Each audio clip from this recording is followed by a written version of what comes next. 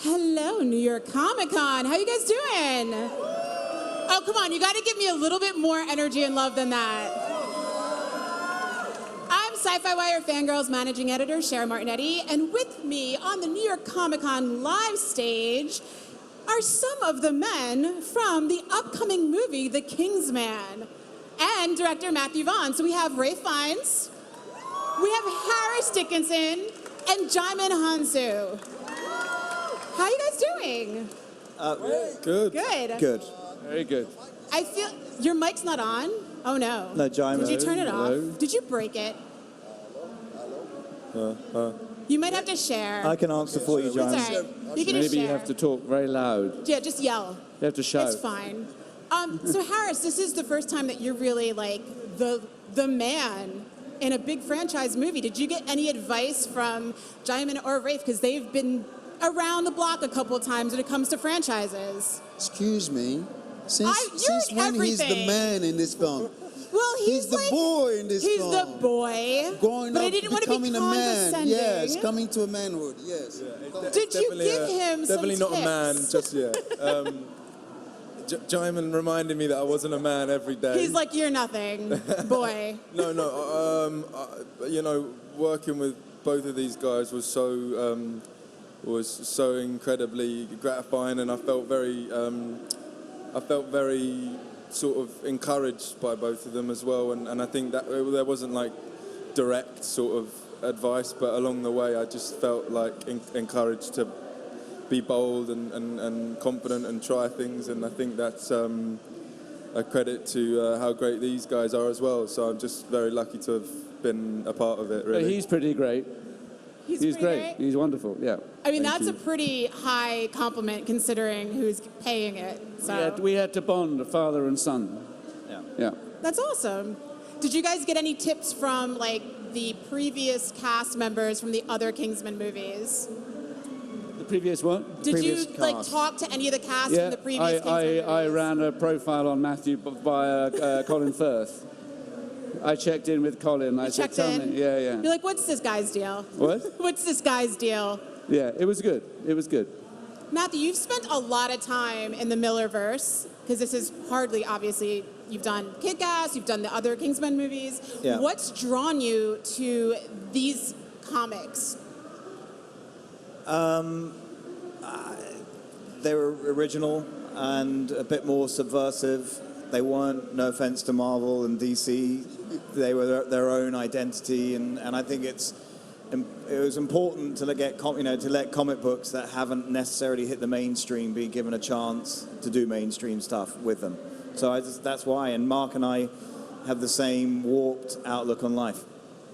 This comic book specifically is very political. It does not shy away from commentary, and the movies have done that as well. Do you feel that it's almost easier right now in this climate to use like comic books or science fiction to kind of tell those stories or have a point of view?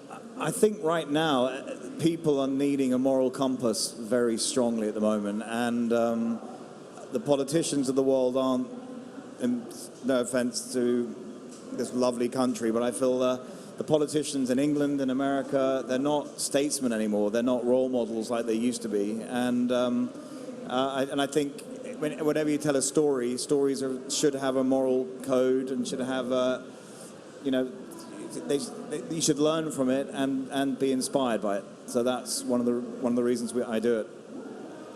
Rafe, And not bored by it either, but yeah.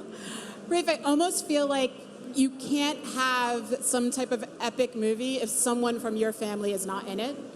It seems like you guys are always, you or your brothers are always in these very, these epic, like timely movies. What was it like going back and playing this character at such a volatile time in British history? Well, I love what Matthew had written on the page. I mean, I had to ask him a few questions about some of it, but it seemed a tantalizing mix of history, action, humor, and pathos. And I thought it was, I mean, I very much enjoyed what Matthew had set up with the Kingsman idea in the first two films, and I thought he was taking it into exciting new territory. and describing how Kingsman got started. I think that era of the beginning of the 20th century going into the First World War those events still are affecting us today. I mean, Matthew, you have fun with history. You sort of take it and take a few facts and shake them about and reinvent a few things. But it was my education. I didn't pay attention enough, so I fill in the gaps. No, it was. I mean, I think the conversation I said, what's the tone? Because I think what is exciting about this is, as I say, that between us there is a very strong, I would say, emotional, very real relationship of father and son, with a very real dilemma, and then there is father, I would say, fantastical, exciting historical episodes where history is turned on its head and in a very inventive and compelling way. Were you any of you like big comic book fans? I mean, you've literally been, I feel, in like every single comic book movie in the past like 6 years. Were you a big comic book fan beforehand, or is it just only by being in the movies did you become a bigger fan? Well, I came from Africa, so comic books in Africa, not quite the books of, to be read, and certainly not the sort of the education that we're, championing our kids ahead, I mean, certainly I came to that discovery in Europe and growing up in France, but I thought it was quite amazing, the loosely based story on the history, the early formations of Europe. I thought that was quite a smart way, a smart approach to trying to tell the story of that time. And I thought Matthew did a great job by, depicting that period of time, yeah. Matthew, do you ever think, considering how many Mark Millar stories you've adapted to film, do you ever think that there's going to be some type of live action big crossover Millarverse type show or movie where we're actually going to see all these different characters together on screen in some way? Well, that would be Mark Millar's dream. Mark loves self-promotion more than anyone I know. So he would love to put all his characters in a mashup. I think with Netflix, he's going to do that with all the characters he has there. But I don't know, who knows? A Kingsman, Kick-Ass. I mean, they're both based in reality, so Kick-Ass and Kingsman could come together one day. It'd be weird, but hey, never say never. Yeah, I think they reference each other in the books, or one of them references. Probably. Yeah. So it kind of makes sense, because they're all kind of tied in. Listen, never say never, what will I say? Hit Girl might date Rafe. I mean, I said Hit Girl might date the Duke of Oxford one day. She's a woman now. Were you a big comic book fan before this movie? Were you familiar with Mark Millar's comics at all? Yeah, no, I was familiar. I won't say I wasn't a massive fan of comics in general when I was a kid, but I used to draw a lot and I used to sketch a lot, so I was always quite obsessed with a lot of comic books and the artwork behind a lot of them, and a few of my friends are sort of artists for comic books, so I love that side of it a lot, yeah. I used to read a lot of comics when I was young, and there was we had sort of comics, which were very humorous and funny, famously Beano, Dandy, for kids, but often adults. Commando and Warlord and Victory and Eagle. And these all are British these, comics that you should guys know. You should know them. But they all carried, I suppose we're of a similar generation, but I realise now this was like late 60s, early 70s.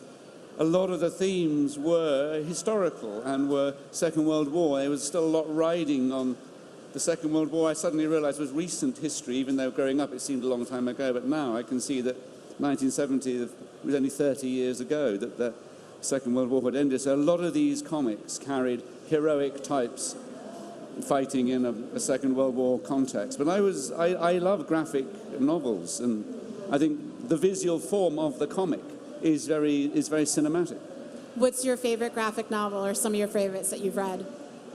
I like, I've read so many, and now I can't remember, now you're asking me, but I was a great fan, they're not really novels, but I was a great fan of the Asterix books.